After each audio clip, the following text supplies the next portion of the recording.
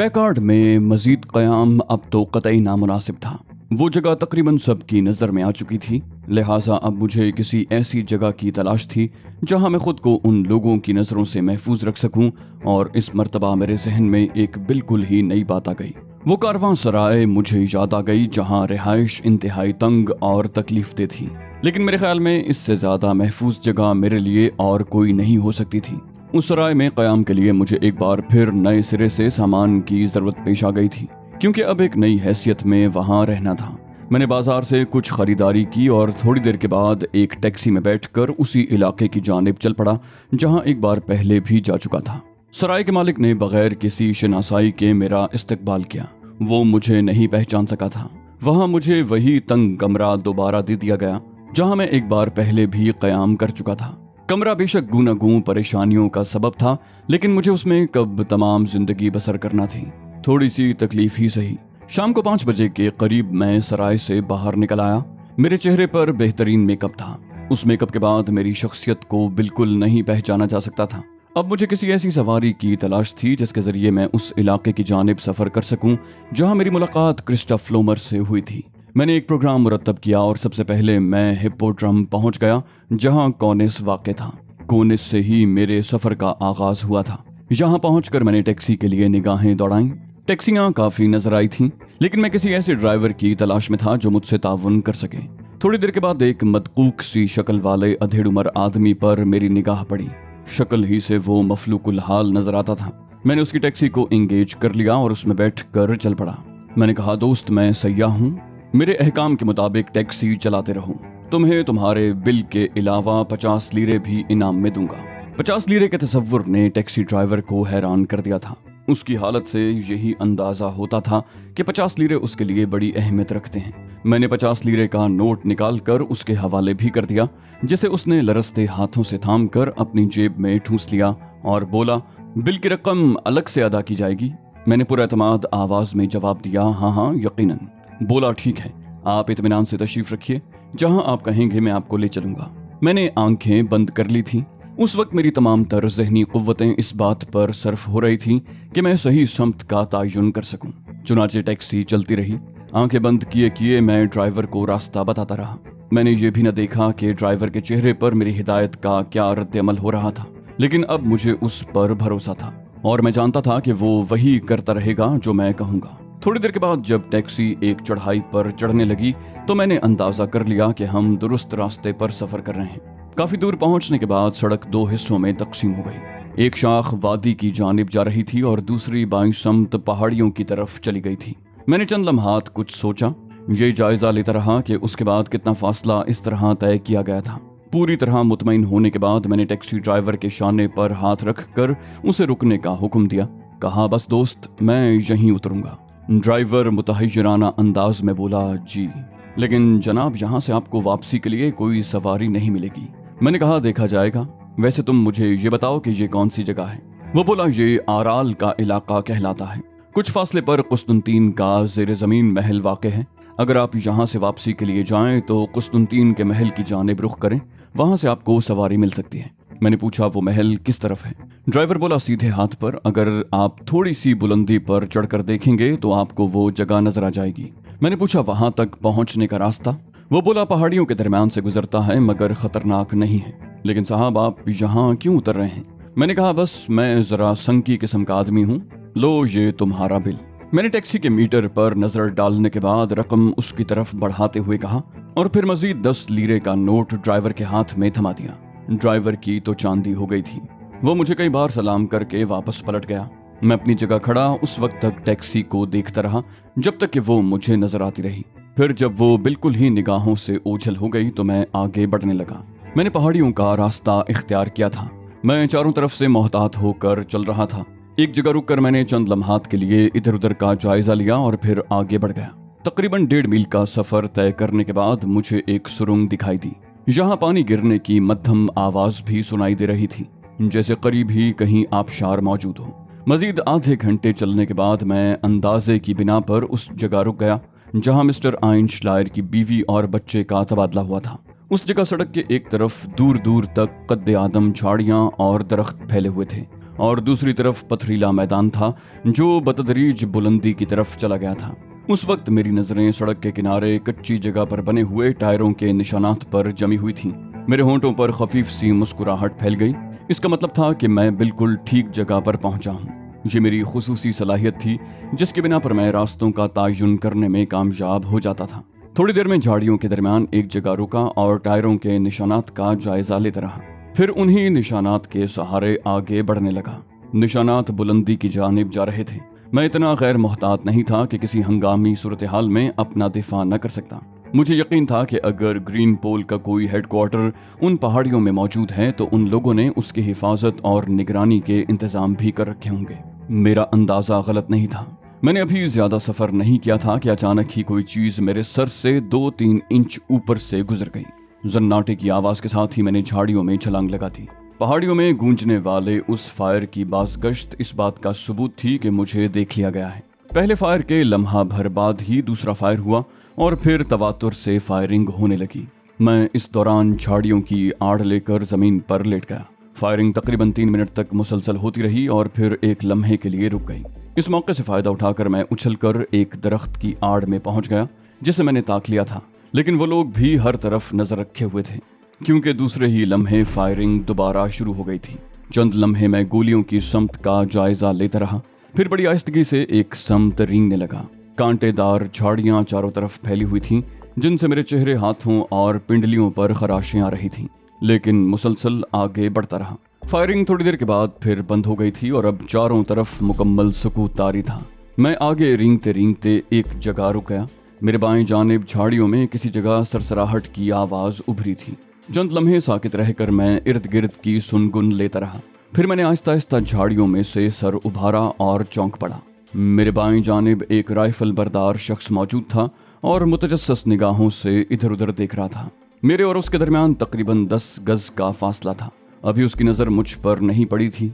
चुनाचे मैंने दोबारा अपना सर नीचे कर लिया और निहायत एहतियात से अपना रुख तब्दील करके उसकी समत रेंगने लगा।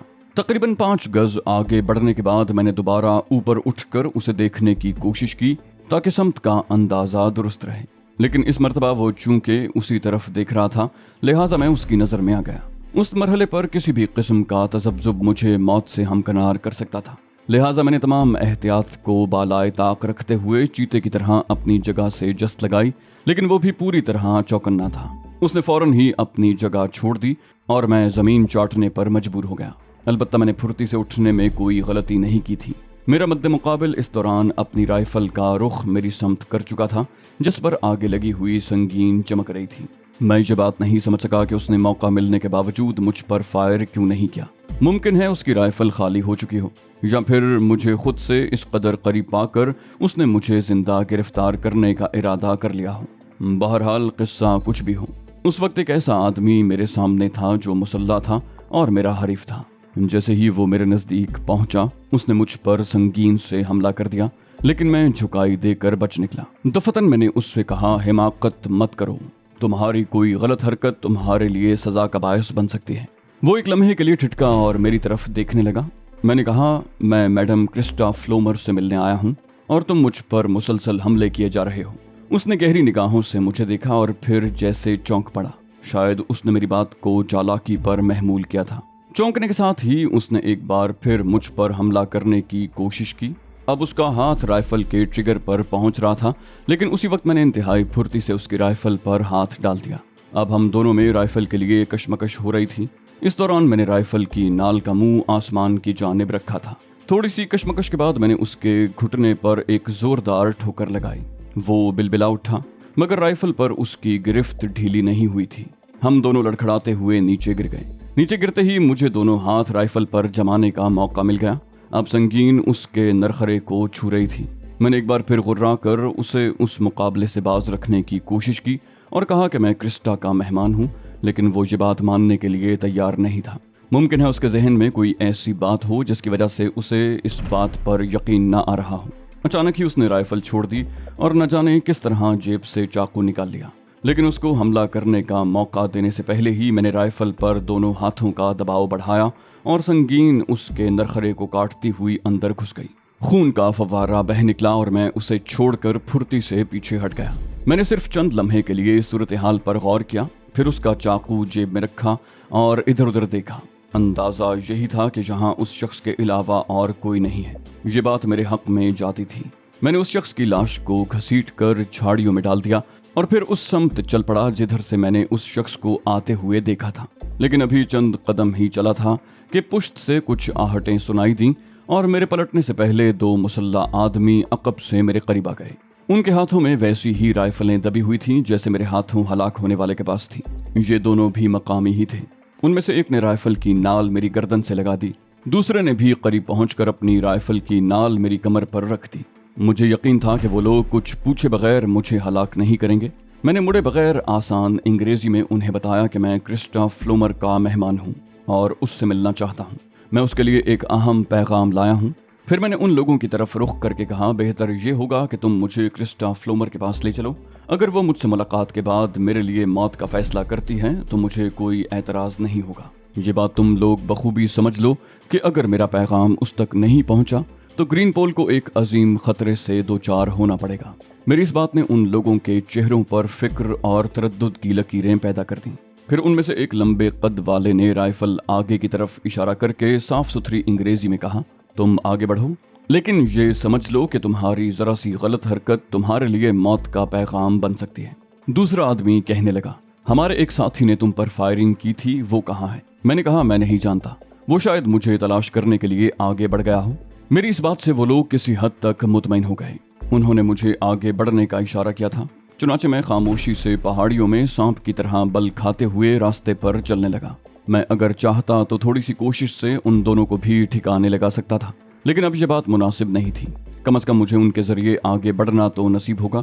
ممکن ہے اسی طرح میں کرسٹاف فلومر تک پہنچ سکوں۔ میں ان کی ہدایت پر عمل کرتا رہا۔ ہمارے دونوں سمت اونچی گھنی جھاڑیاں پھیلی ہوئی تھیں۔ تھوڑی دیر تک سفر کرنے کے بعد انہوں نے مجھے ایک جگہ رکنے کا اشارہ کیا۔ یہاں بھی چٹانیں گھنی جھاڑیوں سے ڈھکی ہوئی تھیں اور ان جھاڑیوں کے پیچھے ایک غار کا دہانہ پوشیدہ تھا جسے ان لوگوں نے جھاڑیاں ہٹا کر کھولا تھا۔ اگر میں اپنے طور پر اس غار کو تلاش کرتا تو شاید زندگی بھر کامیاب نہ ہوتا۔ وہ مجھے لیے ہوئے اسی غار کے اندر داخل ہو گئے۔ غار اندر سے کافی کشادہ تھا، چھت بھی اونچی تھی۔ اس ڈھلوان سرنگ میں کئی 100 گز آگے مدھم سی روشنی نظر آ رہی تھی۔ میرے دونوں محافظوں میں سے ایک نے مقامی زبان میں کچھ کہا اور آگے بڑھ گیا۔ وہ یقیناً کرسٹاف فلومر کو میرے بارے میں اطلاع دینے گیا تھا۔ دوسرا محافظ بدستور میری پشت پر تھا۔ ہم آگے بڑھتے رہے۔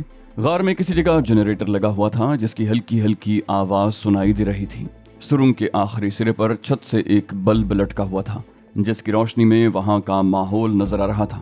ہم اس بڑے غار سے بھی گزر کر آگے بڑھ گئے اور تھوڑی دیر کے بعد مجھے ایک جگہ پہنچا دیا گیا جہاں پتھر کا ایک دروازہ بنا ہوا تھا اور اندر سے تیز روشنی باہر آ رہی تھی۔ میرے محافظ نے مجھے رائفل کے دباؤ سے اس غار میں داخل ہونے کے لیے دھکیلا اور میں اندر پہنچ گیا۔ تیز روشنی میں نے کرسٹاف فلومر کو دیکھ لیا تھا۔ وہ ایک کرسی پر بیٹھی ہوئی تھی۔ اس کے سامنے ہی ایک اور آدمی بیٹھا ہوا تھا جو بھاری بدن اور لمبے قد و قامت کا مالک تھا۔ اس کا چہرہ بہت عجیب و غریب تھا۔ انتہائی بے تاثر آنکھوں کو دیکھ کر عجیب سا احساس ہوتا تھا، یوں لگتا تھا جیسے وہ کوئی مشینی آدمی ہو۔ میں ان کے سامنے پہنچ گیا۔ کرسٹاف فلومر مجھے عجیب سی نگاہوں سے دیکھ رہی تھی۔ پھر اس نے کلائی کی گھڑی پر وقت دیکھتے ہوئے کہا، تم مسٹر سنوڈن، تم یہاں کیسے نظر آ رہے ہو؟ میں نے کہا، آپ سے کچھ گفتگو کرنا باقی رہ گئی تھی میڈم فلومر، اس کے لیے میں یہاں آنے پر مجبور ہوا۔ وہ بولی، تمہیں یہاں آنے کا راستہ کس نے بتایا؟ میں نے کہا، میں نے خود ہی تلاش کیا ہے۔ بولی، اوہ، اس کا مطلب ہے کہ تم بے حد چالاک آدمی ہو، تمہیں تو آنکھیں بند کر کے یہاں لایا گیا تھا۔ میں نے کہا، اس سے کیا فرق پڑتا ہے میڈم، میرے لیے آپ سے ملنا بہت ضروری تھا، میں تنہائی میں آپ سے کچھ گفتگو کرنا چاہتا ہوں۔ کرسٹاف فلومر نے کہا، مسٹر ایڈن گروش میرے گہرے دوست ہیں، ان کے سامنے گفتگو کرنے میں مجھے کوئی آر نہیں۔ ایڈن گروش اپنی مشینی آنکھوں سے مجھے گھور رہا تھا۔ مجھے یوں محسوس ہو رہا تھا جیسے اس کی آنکھوں سے چنگاریاں سی نکل رہی ہیں۔ وہ میرے ذہن میں جھانکنے کی کوشش کر رہا تھا۔ پتہ نہیں کیوں وہ شخص مجھے بے حد خوفناک محسوس ہوا۔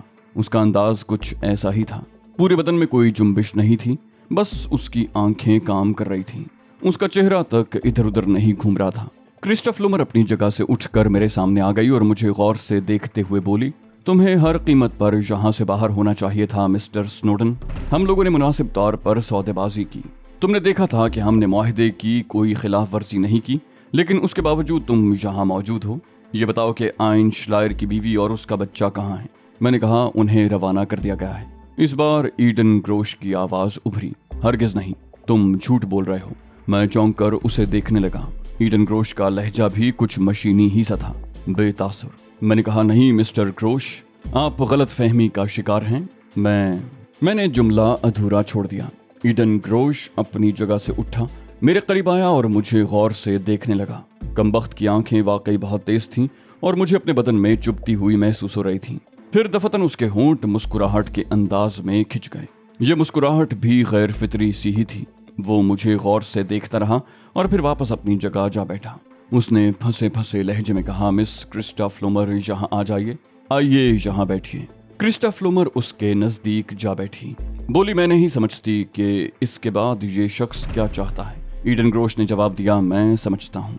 क्रिस्टा फ्लोमर उसकी जानिब घूम गई। बोली, क्या मतलब? वो बोला, मिस फ्लोमर, आपको सबसे पहली बात तो मैं ये बताना चाहता हूँ कि ये शख्स जिसने आपको अपना नाम स्नोडन बताया है, दर हकीकत स्नोडन नहीं है। क्रिस्टा फ्लोमर ने मुताज्जिबाना अंदाज में कहा, क्या ये वो नहीं है जिसने मुझे फाइल दिया था और आइन श्लायर की बीवी और बच्चे को अपने साथ ले गया था? ईडन ग्रोश बोला, ये मैं नहीं कह रहा, ये वही शख्स है, लेकिन इसने अपना नाम आपको गलत बताया है। क्या आप मुझे एमोनिया फराहम कर सकती हैं? मेरे रगो पैर में सनसनी सी दौड़ गई। उस शख्स को एक निगाह देखते ही मुझे एहसास हुआ था कि ये खतरनाक आदमी है। उसका सर्द और मुंजमिद अंदाज बहुत ही पुरस्कार लगता था। क्रिस्टा बोली, हाँ, एमोनिया मिल सकता है। तुम्हारा क्या ख्याल है ग्रोश, क्या ये मेकअप में है? उस शख्स ने कहा, यकीनन। पहले इसका मेकअप साफ करवाइए मिस क्रिस्टा फ्लोमर, फिर हम ये जायजा लेंगे कि ये शख्स कौन है और इसकी यहाँ वापसी क्या मानी रखती है।